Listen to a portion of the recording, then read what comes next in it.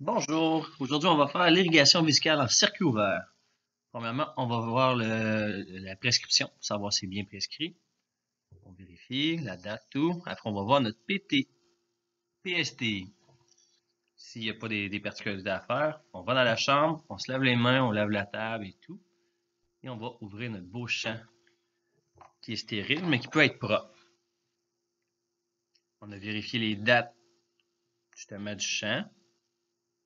On a fermé les fenêtres, on s'est assuré que c'était le bon patient, on s'est assuré que les ventilateurs étaient fermés. Donc, on va être prêt à ouvrir le champ.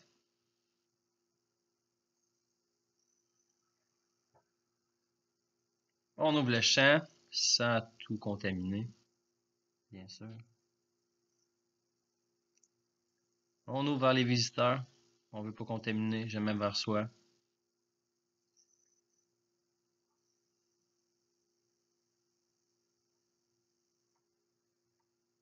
On fait toujours attention à pas descendre sous la table.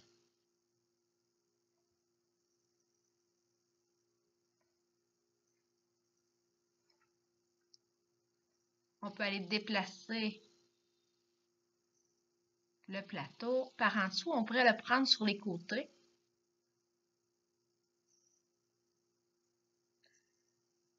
Et allons chercher le petit champ stérile. On prend le côté brillant vers nous finalement, parce que nous sommes brillants. Et on peut toucher à peu près n'importe où sur le côté perméable parce que ça va être la surface qui va se trouver sur le lit. Puis on parle ici d'un champ propre. Il faut avoir une surface propre pour déposer mon plateau, puis une surface perméable pour ne pas que l'urine se ramasse dans le lit et que vous ayez à changer la literie. Vous avez bien raison.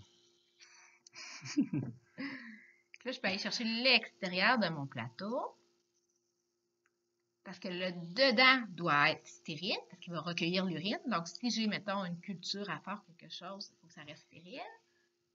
Et je vais le déposer dans mon lit.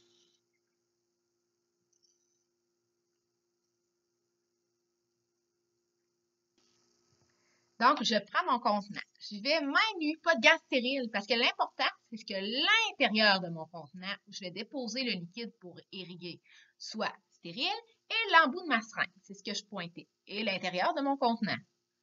Je vais aller ouvrir le produit, donc on prend du NaCl.9. Bien sûr, j'ai regardé ma date d'expiration, la main sur l'étiquette, le couvert vers le haut.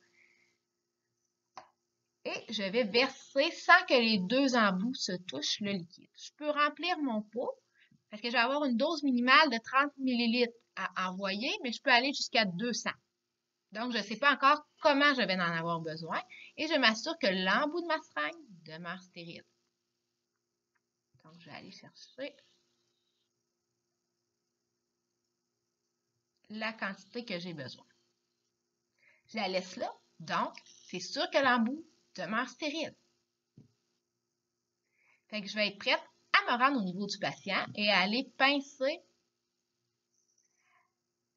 ma sonde vésicale. J'ai enfilé des gants non stériles parce que c'est sûr qu'il y a un risque de contact avec des liquides biologiques. Donc, je pince le tube avec la pince hémostatique.